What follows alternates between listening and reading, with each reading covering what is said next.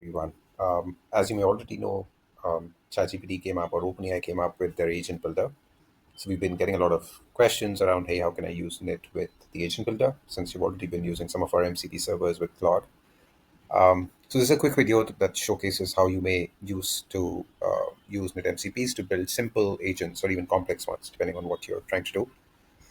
For those of you who don't know what Knit does, we are an integrations platform that make it super simple to integrate third-party tools within your AI application or into your tools like ChatGPT, Claude, and a bunch of others to connect with third-party tools. That's what we do.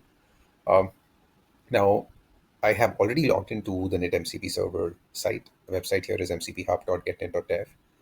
This is where I've already created a bunch of MCP servers that I'm going to connect. And then on the other end, I have the OpenAI Agent Builder. Now I'm trying to create a very simple agent that's going to just check if a contact or an email ID exists in our CRM or not. If it doesn't, I can ask it to book a meeting with them or draft an email or a bunch of other things. So now what we'll do is I'm going to use two MCP servers. I already have my HubSpot MCP that I plan to use. So let me just copy um, the server URL. This is what I would need.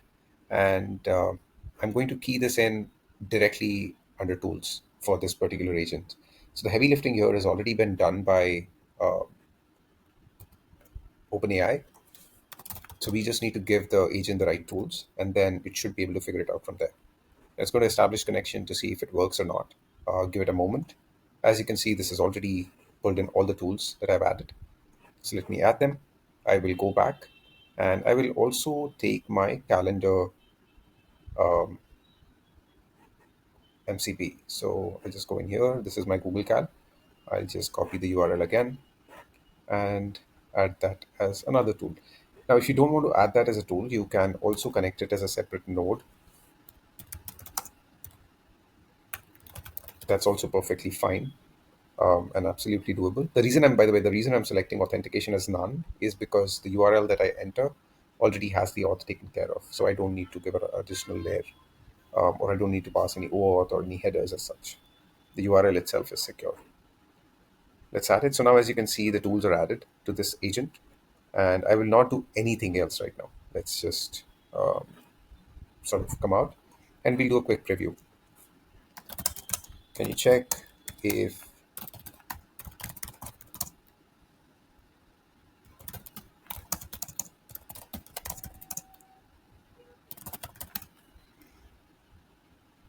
so now, as you can see, the agent is taking that prompt, and it should ideally call the HubSpot MCP to figure this out.